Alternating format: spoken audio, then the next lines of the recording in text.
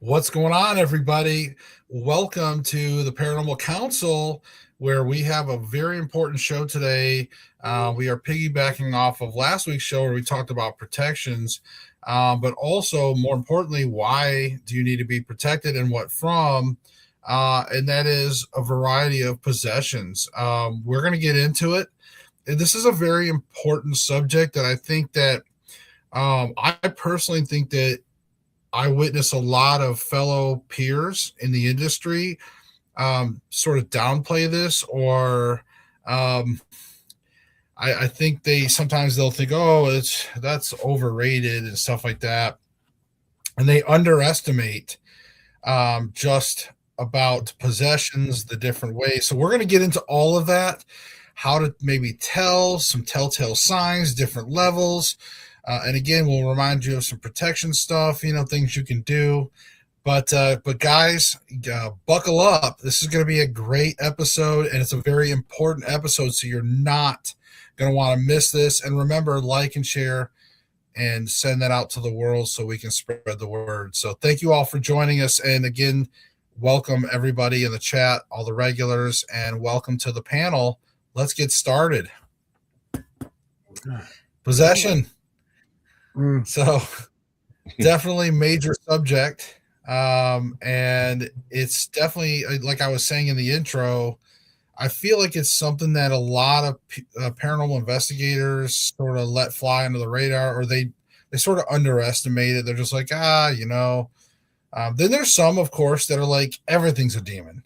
And so I guess the first thing is like, who wants to kind of share what a possession really looks like in reality versus the movies? Because a lot of people have seen movies and they might think, oh, I'm never like that, or I don't know people like that, I've never seen that. They might think of it as a distant thing. They may not realize how common or different levels. So who wants to tackle that? Well, I can kind of go first. There's just so many different situations that we're going to talk about possession, or we're going to talk about attachments, and there's different terminologies that people have. So we'll kind of probably dig into that. But I've had sweet little old ladies who've had attachments and through most of their life, and have to deal with it at some point. And I've had been involved with inmates in a prison. I do jail ministry, and they've been shackled and they're straining the chains, as we call it. And so there's just a wide spectrum of how people react and what people was involved with. But sometimes it's people don't even know. Like you said, I've had people, we kind of heard you was talking about something earlier. I've had people say I'm possessed, and they're not possessed. And I've had people who don't even know they're possessed have an attachment, and have a lot of influences. So I'll kind of get the ball rolling there, so y'all can kind of jump in. Jen, you want to jump in, or do you want me to go? I just realized I was still muted. I was like, oh, wait, look at that. Yeah, no, I agree with Sean. I mean, I've come across all of those situations, and, there are different levels of attachments, and that, are precursors or completely separate from possession. And it's really difficult to tell the difference. You have to know quite a bit and have experience or have mentorship from somebody who is kind of like in the trenches to really be able to understand the differences, because every situation's different. Every person, every attachment, the way it affects it, it's all different. It's literally a case-by-case situation.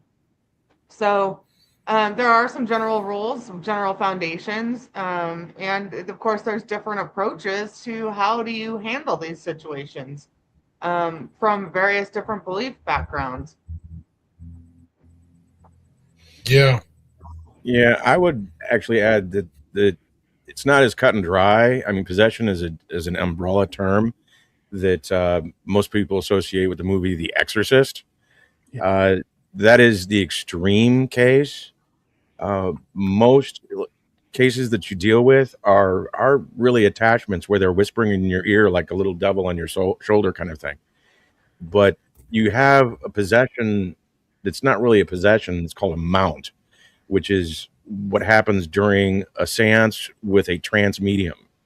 They're not really possessed in the exorcist Hollywood level, but they are being used as an instrument for the dead to, speak through that person. And they can, move around and do some incredibly difficult physical things that normally wouldn't be possible while they're in that state. But the possession itself isn't really possession in that evil demonic sense. It is really a protecting guide that is literally taking over the host to speak through that person. And if you can see them while this is actually taking place, they're not actually inside the body. They're not wearing it like a meat suit. It is more the spirit is behind them, and they attach an umbilical to the back of your eye, the back of your head, and they're behind you or behind the person, taking over that communication. And it's not something that is a permanent state. They don't, like I said, wear the person like a meat suit. It is literally a remote control finger puppet kind of thing. And it's not as, dangerous in fact, because possession itself actually comes with physical dangers. You're dealing with an entity that has its own rhythm, its own biorhythm, essentially, and you have your own biorhythm. And your heart is synced to you. And if another entity decides to enter the space, your heart doesn't know which biorhythm to follow, so it actually starts defibrillating a little bit. And if you have a bad heart or a heart condition or whatever, you could essentially have a heart attack right there and drop dead. Now, spirits for the most part are very aware of this. Spirits that are trying to help you, very, very aware of this. So they literally will ease into that situation so that they make sure that you are not harmed in that activity. And if you are not feeling well, if you're sick, or your heart is actually not doing well, they won't even engage in it. Spirits that are like protecting guides, they won't do that because they know there's a physical danger involved.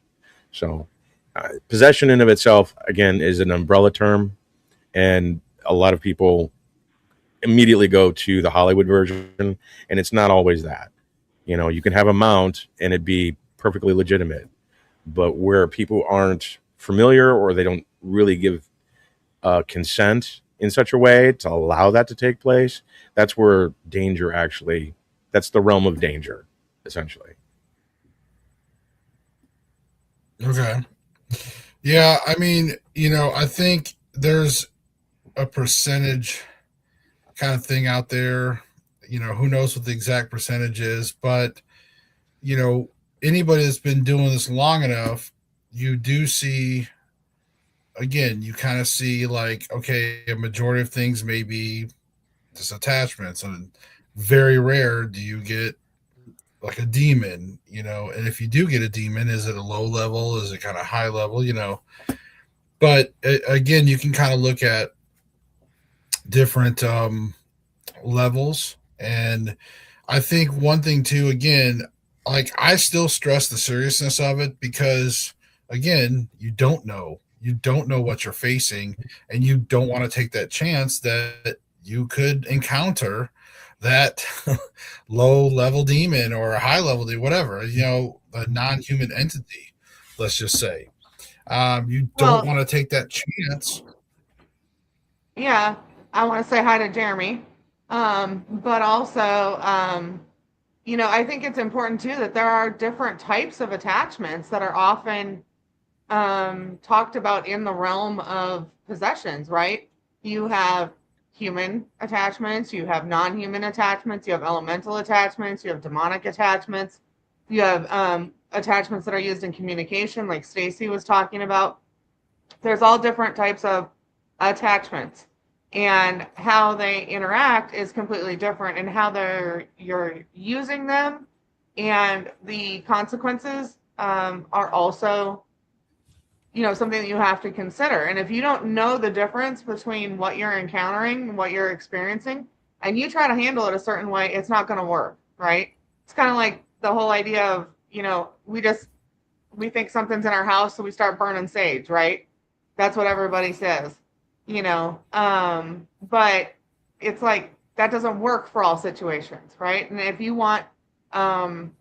really want to piss off the wrong kind of entity or the wrong kind of attachment, go ahead and burn some sage. It won't look good. And that's one thing that I'll be stand on my soapbox for a minute. One of the biggest things that I hate about paranormal investigators and teams is they'll get somebody that says, hey, I think something's in my house. And they go, burn some sage, clear the house. And it's like, first off, wrong thing. Second off, if you don't know what it is, you are literally putting them in danger. So just stop doing it, right? Or somebody will say, hey, you need your house exercised, but they've never been there. They don't know what they're dealing with. They've never dealt with the energy in the space. And then they call in some priest who's having to pay for this or have the church pay for this out of their pocket to come in and do an exorcism that isn't needed, and then everybody's frustrated at that point. So, those types of things really require the effort being put in the right way to figure out what are you dealing with, who's the right resource to come in and assist, how do we handle this and approach it correctly, right? And a lot of times that just gets skipped. That's why I think this conversation today is important. Yeah, the sage thing is that's one of my pet peeves, because everybody loves the sweet smelling smoke of the sage. Well, sweet smelling stuff does not get rid of spirits. It attracts spirits. That's what it's for. I mean, even in the Bible, the frankincense and myrrh that they have in the Bible, frankincense was burned in the morning to attract spirits. Myrrh was burned at night at dusk to send the spirits away into the darkness, because frankincense smells pretty. Myrrh smells like ass. And anything that has that pattern to it is what you use in order to send spirits away. White sage attracts spirits because it's sweet smelling. Brown sage sends them away. Why? Because it smells like ass. That's the incense, and that's the cleansing pattern in which you have to follow. And, Native Americans that are selling bundles of white sage alongside of the road in Arizona and others, they just chuckle at the white man buying all this stuff because they know what it's for. And the white man doesn't. They just think it's pretty. So they just use it because, well, I got it from a Native American. He must know. Yeah. He's selling it to you because you're an idiot, not because it's going to do anything for you. Well, Josh, I want to kind of jump in here. I want to, coming from a biblical Christian point of view, I just want to kind of give a couple of things before we kind of move on. I've very rarely seen a true possession. And for me, in the definition in the Christian tradition, for a possession to be is kind of like what Stacy said is a mount, but take that mount and put in a total control where that spirit can control that person at any given moment, at any given time. That is the idea of the spirit. We see that in the Bible where they throw them down, convulsions and stuff like that. That's usually when the spirit is trying to correct. When the spirit throws one down, is when they're trying to correct the person or pull them back into obedience. But attachment is something a little different. It's that kind of what Stacy was talking about with that mount.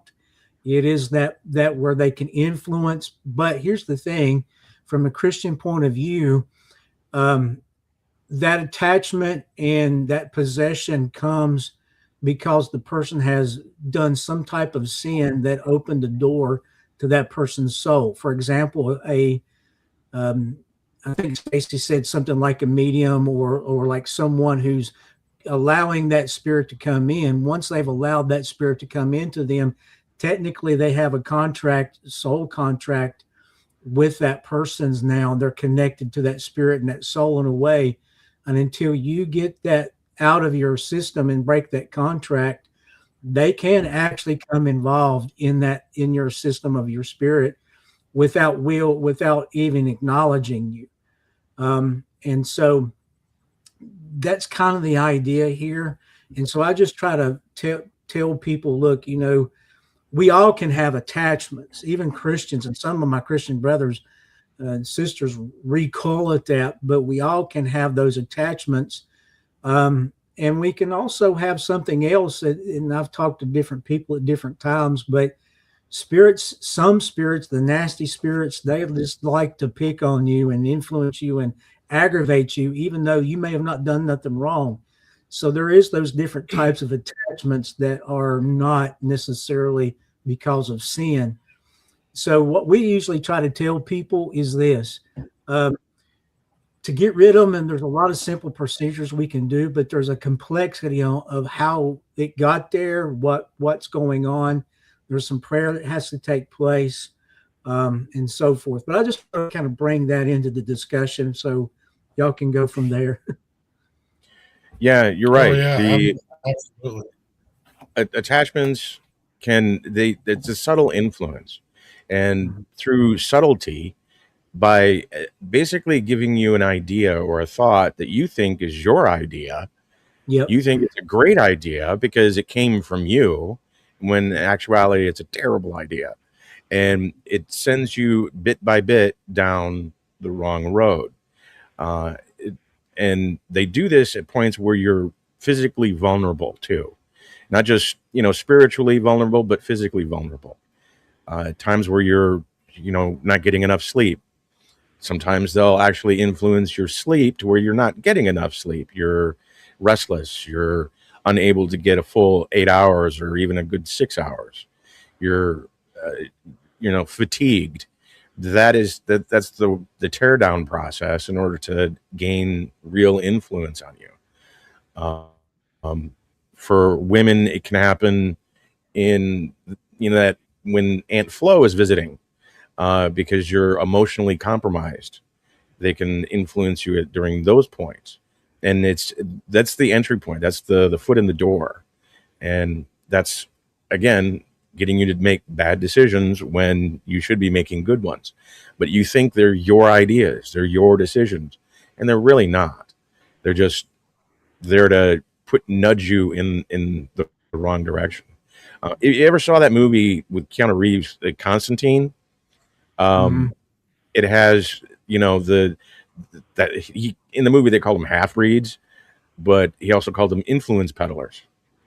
Right. That's essentially what a lot of spirits are. They're there to influence you. Your protecting guides are there to influence you to do the things that you need to do to accomplish your mission, and influence you in a subtle, nudging way to help you succeed in that mission.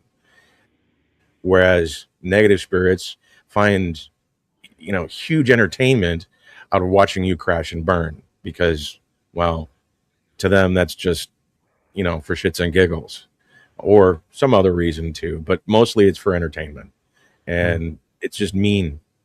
And being able to distinguish one from the other, being able to distinguish when the idea is not your own, is a skill. And that's something that if you're not paying attention, you're not aware that this is a possibility, you walk headfirst right into it. And that's how a lot of people get caught up. Being on drugs, being drunk, these are vulnerable points in which they can actually enter the picture. I think you hit on something, and I kind of say it this way. When I'm doing my training, not every bad thing that happens to you is from a demon. I've had people like, oh, my car won't start, my water heater went out, it's all demonic. No, that's just kind of life. But Or you said Mercury retrograde. Yeah, that's true. That's probably true too. But what I try to tell people is not every bad thing's a demon. Not every bad thing's something that's spiritually happening to you. But just like snake hunting, when you go and turn over the rocks and logs, there's not a snake under every log or every rock, but yet when you turn one over and there's one there, you better be ready to know how to deal with that. You better be prepared, because it's there and you're going to have to deal with it. And the aspect, though, is another aspect of that, and I'll kind of share this and then let it go.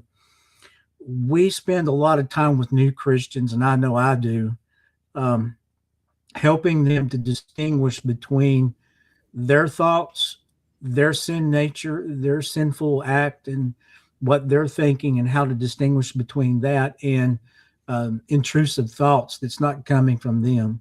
And we spend quite a bit of time helping people distinguish between that. And Really? so, yeah, you're the first preacher I've ever heard that actually says that. You know, I'm not kidding. Most of them are, you know, once you're baptized, you're good to go, you know? Well, the scripture teaches otherwise. Absolutely. I mean, we need to, we need to learn how we think, you know. Romans 12:1 says, or 12:2 says, you know, don't be conformed with this world, but be transformed by the renewing of your mind. You have to learn how to think. You have to learn who's thinking and what's going on. But yeah, that's kind of what we deal with. I agree. That's, and it's not just Christians. Everybody needs to do that. You know, being able to discern their own thoughts, know thyself, you know, because not everything that pops into your head is actually your idea. Right. And we being spend able a lot to know of time, what's real and what's not. I spend a lot of time with someone who's been influenced heavily by a spirit. I spend a lot of time afterwards, after we deal with it and cast it out. We spend a lot of time in that area alone. We spend probably 8 to 9 hours just in that idea of helping them to learn how they think. But Well, that is very good. You know, kudos to you, man. Really, because I would, you know, so many churches need to follow that. You know, it's not even a joke. Yeah, but I think for us, in casting out a spirit is what, and y'all talked about something that bugs y'all about the sage. I'll tell you what bugs me about some of the things I've had to work with is you have one guy run in and I've got an attachment. He runs outside trying to get fresh air, thinking that's going to deal with the attachment. And he's going to say a couple Hail Marys and do a couple of hand gestures and think that's going to do it. That doesn't do it. So, you know, what does it is the confession in dealing with how the door was open to you and telling that thing to leave in the name of Jesus. And that's where I come from. But some other traditions have different ways they're going to do that. But that's what we do. We just cast them out in the name of Jesus and go forward. You know, one thing I want to touch on that I think is important is whether you're dealing with some kind of attachment or possession, like there's usually some telltale signs in people's lives. And I think it's important to discuss those. And I'm just going to say, because I don't have a lot to contribute tonight, I'm learning a lot tonight. You know, as long as, and sorry, I'm dealing with tooth pain, so I'm just bear with me, guys. And so, but you know, it no matter how seasoned of an investigator you are, you have to know your weaknesses and strength. And my weakness is demonology. You know, I've been around, I've done many cases. I've dealt with many like attachments. I've dealt with many stuff, and I just clear, you know, I don't tend to waste time doing a lot of mumbo jumbo. I just clear shit and cleanse things out. And it's always worked for the most part, if the people are willing to.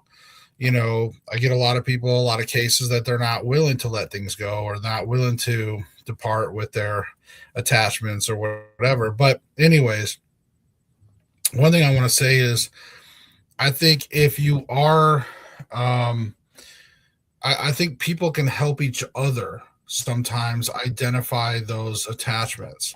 For example, if you know somebody,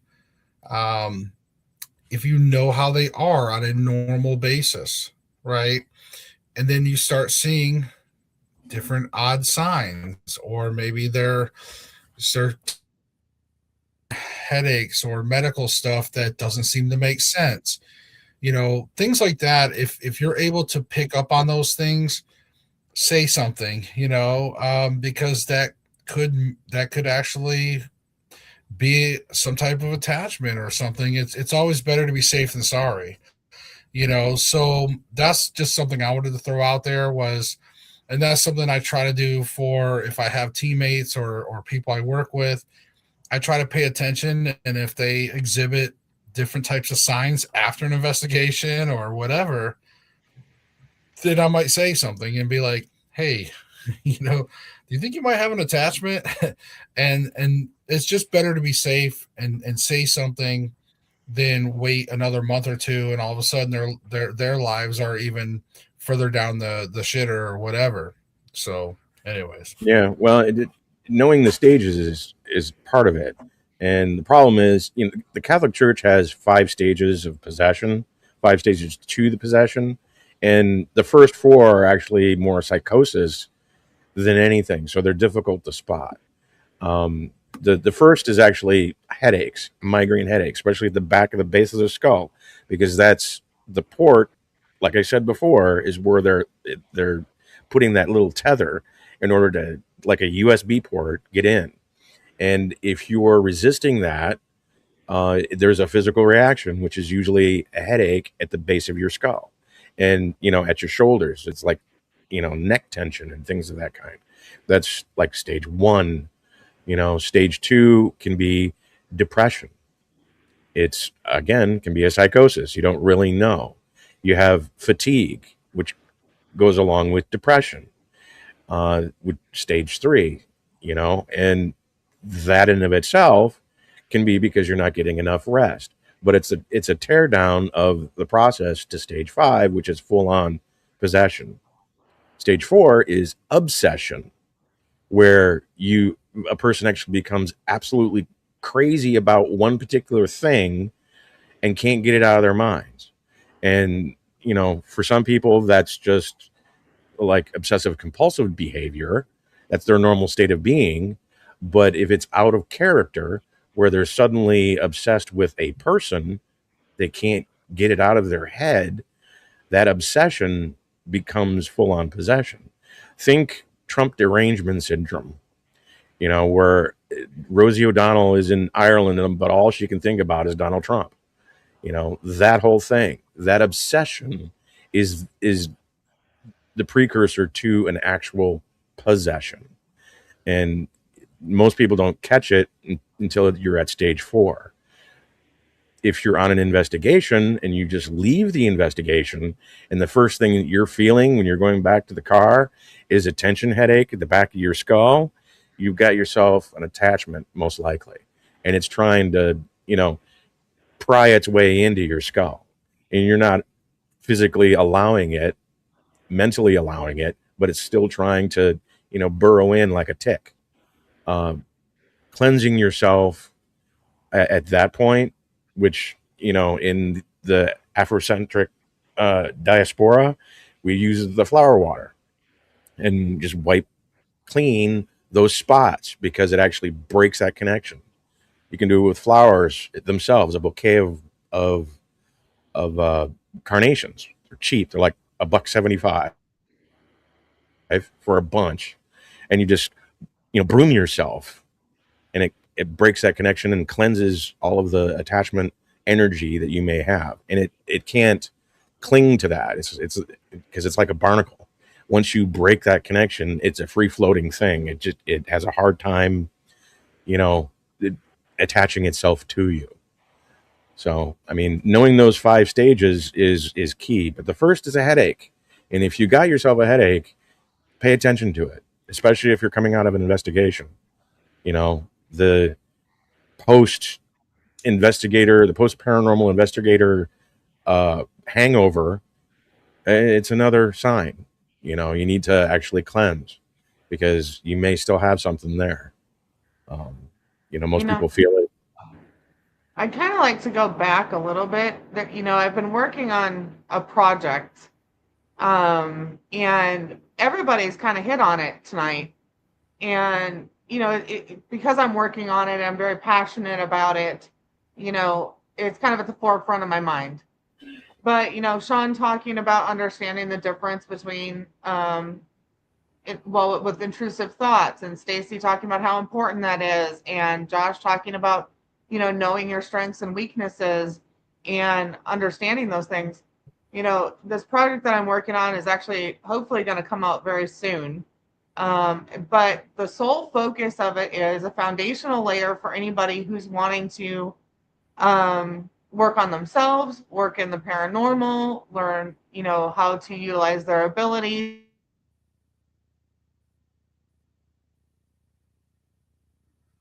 Oh, she froze. Yeah, she froze. Uh-oh. Uh-oh. Okay. I'll kind of jump in here, and when she gets back, I'll let her go. I wanted to kind of share a few things. I'm here.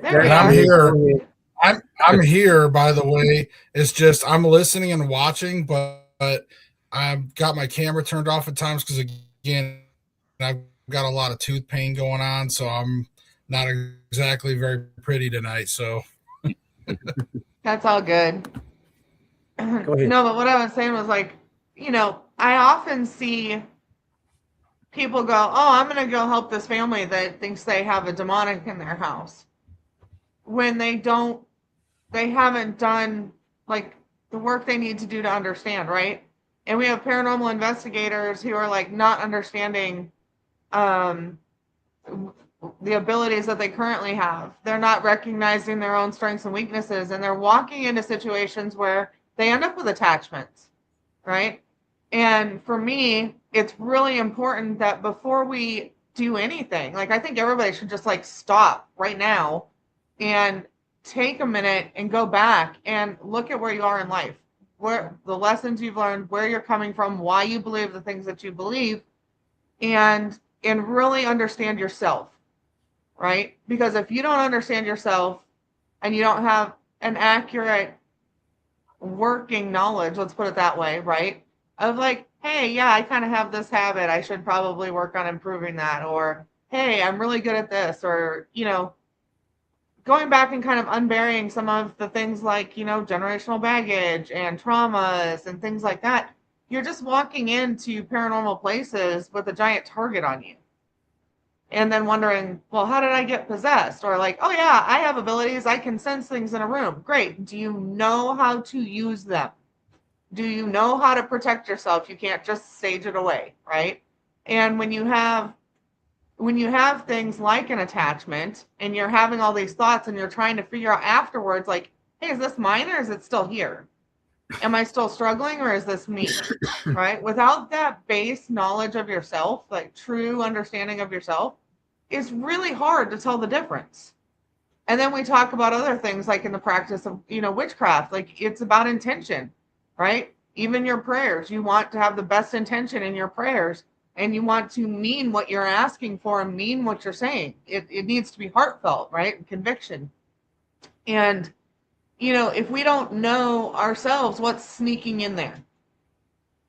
What is the ulterior motive that we haven't really thought about, because it's just kind of habit at this point. So I think it's very important at all levels, especially with people who are in paranormal and kind of crossing into that other side, or encountering that other side, that you take the time to know yourself and you find mentors that are good and can help keep you on track and get you out of hot water. I think it's important, and I want to say I respect every person on this panel, and I just want to share that one of the things I see as a Christian pastor and as someone who's dealt with probably multitude of spirits and casting them out and dealing with multiple psychology, and I've worked with many different psychologists, and they've called me and I've called them. So I share that to kind of say this from a Christian standpoint.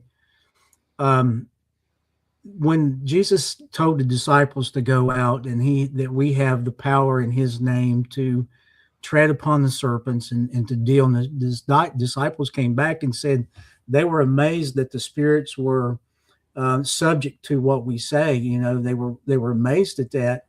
And one of the things with that is, you know, attachments and stuff really comes down, from a Christian point of view, comes down to the sin aspect of what's happening when someone breaks a commandment, or wrongs another, or rejects God, or deal with hurting others, and that sin is there. That opens a door. And kind of like, I want to dovetail that with what Stacy was talking about with the signs. I actually have the old rite of the Catholicism rite, and I really like that format a lot better than what they're doing now. What they're doing now is, to me, is useless, but that's just my opinion. But one of the things that the old one talked about, and what we as Christians kind of look for as a sign, if and I've seen every one of these signs, by the way, within people that I've dealt with that actually have high level spirits or even low level spirits, but a knowledge of something to happen in the future. The idea there is, it's not just knowledge of like clairvoyance. This is kind of going into different aspects. Like, I've had them to tell me what I've ate for breakfast, what I'm going to do tonight. You know, they kind of know my plans and stuff like that, or they know something that's happening. There's a knowledge about not just the future, but a knowledge that they can come in with. A language. I've heard them speak different languages in communications, and I will stop that as soon as it starts happening, because a lot of times they're trying to communicate with other spirits. There's the strength aspect. I've seen guys in jail who's called for me by name, and I don't know them, and they call me by name, and they're pulling the chains, and the deputies are standing there ready to deal with them. And so we see these kinds of aspects of the chains and stuff, and their strength. And I was kind of share all of that to say that there's a lot of signs, but I want to really say what Stacy said about the depression. Those things are really at the forefront. And I would say this, and this is my warning to all ghost hunters, is this: if you're calling out the spirits, they're going to attach to you more than likely. If you're calling them, you're calling them to, in my opinion, you're giving them rights to come into you, whether you know it or not. You're giving them that right. So I would be very careful in what you do. Well, yeah, there's an old saying that the dead gossip. So the spirit you're talking to may not be the spirit that actually is the attachment, but they're all on the same frequency on that. You know, if one spirit knows you, they all know you, and Yeah. you can become more famous on the other side than social media could ever dream about, just because you're the one communicating with the dead. That's unusual. You are unique, and they like that attention. And like I said, you may not be, the attachment may not be the one you're actually talking to. It could be somebody within earshot of the dead that decided to creep in. And I would also like to add too, the physical stuff. And I keep referring back to Hollywood on this, but the old movie with Bill Pullman, you know, Serpent in the Rainbow, they filmed real possessions in that movie. The bar scene was a real possession that they, you know, did for the movie. And the possessions that were taking place, where they were eating glass, where they were shoving long knitting needles into their face, you know, and no blood coming out, and doing all kinds of disfigurement things with no injury whatsoever. They pull the things out and there would be no hole, no blood, no nothing. Those kinds of miracle-like things can actually happen during possession. And the spirits will do that to prove that the person who's being possessed is actually possessed. It's a proof of concept. They don't, want you to think that the person is faking it, so they actually prove it to you. I saw one possession in particular where a straight razor, like the old-fashioned razors that people used to use, used a straight razor, cut his tongue down the middle, literally split his tongue in half like that, like a fork thing. You could see the pink meat in between at the cut. He rolled around his tongue, and it was perfectly healed. Mm-hmm. That was to prove that there was an actual possession, a true possession that was taking place. These things do happen. Most of the time it's in a controlled setting that you see that kind of thing. But if someone is truly possessed, they're going to do things that you never thought possible. Crawling the walls, that's Hollywood. But being able to, bend things that shouldn't be bent, including their own joints, walking backwards, upside down, their elbows are bent backwards and all kinds of other, that's real. That can happen. Mm-hmm. When they're done, there's no injury to the person, but it's there to essentially show proof of concept that they are the ones in control. Yeah, he's talking about the walking up the walls. I've personally never seen that, but one of my team members, I don't know if y'all remember, probably back about 5 or 6 years ago, Ohio or Pennsylvania, I think it was Ohio, where the CPS called the sheriff's department or police department, and they came in, and as the police were there trying to take control of the situation, the officer noticed that the girl was floating up the wall, and he notated that in his report. We have a team. We have a team floating. Member yeah, floating. That's a thing. But like in Hollywood, where they're crawling up the wall like a spider. Well, yeah. No, I've never seen that. But he said that my mentor and everything that went there, our team went there, and he actually talked, I think, with the officer. And the officer's like, look, I'm not a spiritual man. I could care less about religion. And he says that day, he says, I left. As soon as I seen that, I took a hold of the woman that was with me, and we left. And he's like, we're not dealing with that. And he said they had to come back in. Now, they've actually bulldozed that house down now. So is that in Indiana? Is that the demon house? May have been Indiana. I can't remember where it was because I wasn't a part of that particular situation, but I know we were briefed on it, and he gave a report on it. But yeah, I think Zach Baggins bought that house. Yeah, I think it was Zach. It went there finally. Yeah. Uh-oh. Yeah, doesn't surprise me. But no, it's really fascinating, all the stuff. And I want to also kind of throw out there too, like, guys, keep in mind when you watch us, we all have different backgrounds. That's what the panel is unique, right? And so there's going to be times that fundamentally we may not always agree, but we also work together professionally. So, like, I would never ask for Sean's endorsement as a ghost hunter, because I know that technically he really can't give it. However, him and I can work together on cases because, there's times when we just need to, period. Mm-hmm. Both of us, we may have a client that doesn't want to deal with the church. We may have clients that need help from the church, or even we may need help from the church at times. There's always going to be that, those fundamental differences. But I just wanted to throw that out there for those of you that are watching, and sometimes, you hear our different takes, but that's what we're here for.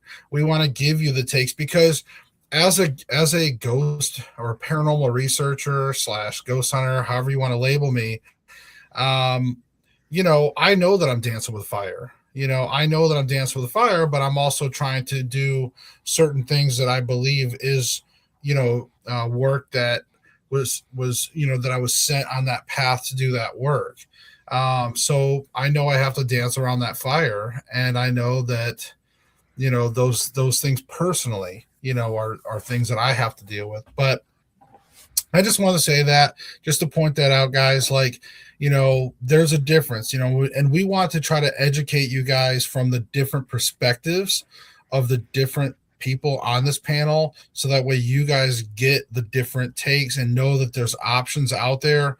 And ultimately, and I want to say too that if I had a case, if you guys came to me or Jen or Stacy or even Sean, I'm sure if one of us couldn't handle it or we needed the help of other counsel, believe me, we all reach out to each other. We all counsel and mentor each other and help each other any way we can. So and so that's why I just wanted to say, guys, that despite our fundamental differences, we still will work professionally to help people. I think it's important to realize, some people ask me, well, as a Christian, why can't I do this? Why am I even doing the Paranormal Council? For me, I love the research too. I think just because I'm a Christian doesn't mean I can't figure out what's going on in the situation. I've had plenty of people call me, hey, I've got something going on in my office. I'm going to show you this camera. I don't know what to think of it. I've got this video. What do you think? And man, I've seen some good stuff out there. Really wished I could turn it around and put it on a show or something. But I think the research and dealing with this idea of possession and what to do and what not to do, I think is important. I think you mentioned a few weeks ago, I want to hit on this. Provocation is probably one of the worst things you can ever do. In the sense of, the only time I would ever do a provocation is to kind of say, okay, is there still something here that we need to deal with? And if there's something here to deal with, you need to man up and show up and let's deal with you. And it's not by my power, but it's all there. But I think provocation is probably what I see when I help a lot of ghost hunting teams. It's because they've done some ritual or provocation that they didn't have no clue of doing. They shouldn't have been doing to begin with, but that's just my opinion. But anyway. Right. Well, and I also want to say that I think some of that, and I want to say also hi to Kitty Cat. Glad to see you in the chat. I don't think I've caught you in the chat in a while, so it's good to see you back. If you have, I'm sorry. Sometimes I miss we have a lot of people chatting nowadays, so that's awesome. And I love the interaction. But anyways, going back to a little bit what Sean was saying too, I think, and this is something Jen might even be able to talk or want. Maybe she will talk about it. I'm not sure. But sometimes, so if you're a ghost hunter and maybe you've had experiences with certain maybe non-human entities in the past and you are marked, you might recognize that there's something there. And a lot of times they will try to hide. So, and if you need to deal with it, sometimes provocation is the way to get them out of hiding. You don't always have to. There's other options. But it may be one of those type that need provocation, because once you expose them, then sort of like the gloves are off and they know the gig's up. So you don't have to continue to provoke at that point either. So again, but Jen, if you want to kind of elaborate, I know this was something that you were talking to me about a little bit too. We were having our own internal discussion about it at some point recently. Yeah. Well, and I mean, Sean was dead on about provocation, and I hear over and over and over again, paranormal investigators, oh, I didn't, call it an ass, or I didn't threaten it, or, I didn't dare it, so therefore I'm not provoking. Well, but there's other types of provocation too. Like, you're dealing with a spirit from the 1800s and you're a female and they're running your mouth. You're going to aggravate male spirits that are in the house, right? That wasn't acceptable back then. It's not to them. That's horrible. You can't do that. And there's other things too, like, oh, was this your stuff? Like, I'm going to move your stuff. So now you're in their home disrespecting them. that's another type of provocation, right? Anything that you're doing that's poking at them, like, oh, we know you were, very strong in the church, so here, let me get my candles and my salt out in your house, or let me bring my Ouija board in here. Like, that's provocation. And I hear investigators justify over and over and over and over again because they're not screaming at them or threatening them or, calling them names, that they're not provoking, and they really are. And that's the thing Yeah. about provoking. And when Sean was talking about how, like, there are times when, like, you have to provoke when you're trying to make sure that it's not there, right? But Sean knows as well as I do that the minute you step on that road of provocation, you better make sure you got backup, you got support, you got everything you need, like everything, because you have no idea what you just unleashed. It could be nothing, and it could just take you out. I'm raising my hand. So I wanna hop in too, because I think you hit something important, Jen, that again I think is overlooked by a lot of investigators, and that is putting yourself in the mindset of these spirits that lived in another time with different roles. Okay, so you could be a female investigator and walk into a man's study, his personal little trophy room, his little study. He smoked his cigars, he studied his law books, whatever the case is. But at that time, women may not have been allowed in there, except for maybe the servants or something, who knows? I'm just saying, you guys, as investigators, you need to think of the time period sometimes when you're dealing with some of these ghosts in some of these historic homes or whatever. It's just something to keep in mind. It doesn't mean you're always talking to a ghost of that era, but if you are, you want to try to think about the society or societal rules that were around that time, and you can accidentally offend the ghosts as well. And if you do, or if they're telling you, hey, get out, stop and think, is it really evil? Is it just them could be upset because you're a female in their space, or a male in a female space? Think about those things. So I just wanted to point that out.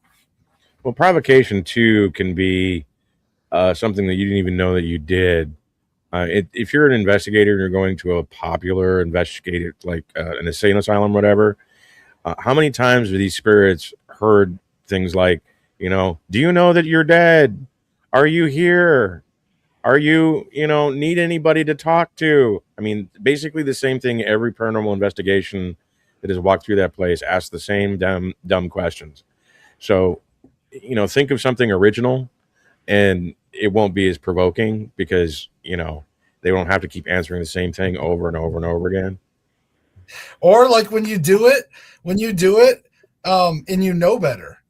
Because like I've asked stupid questions sometimes. I'll just be like, and I do really good. Like Jenna can tell you, I do really good sessions. I ask a lot of great questions, or I have a good series of questions.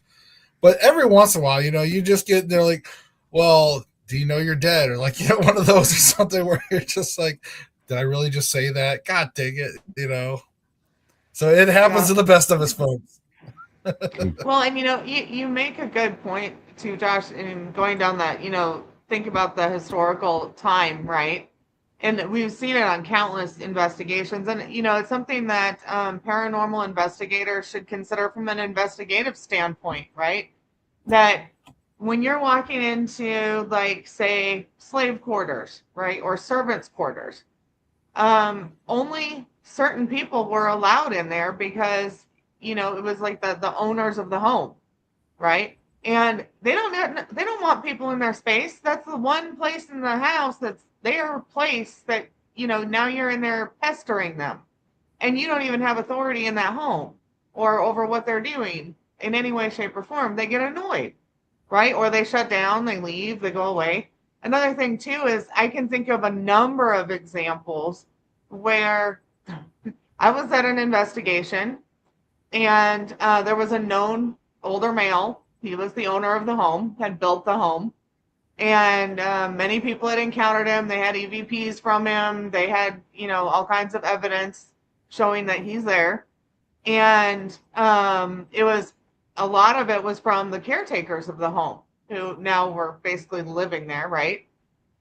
And it was interesting to me because he didn't often make himself known to visitors at all.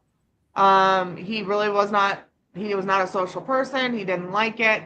And they were doing a whole history talk, and I was standing way at the back. As we know, I'm a medium, I don't want to hear it. I was standing way, way, way at the back, and I was just standing there so respectfully and quietly while this whole thing was going on, biding my time till we could start doing what we needed to do.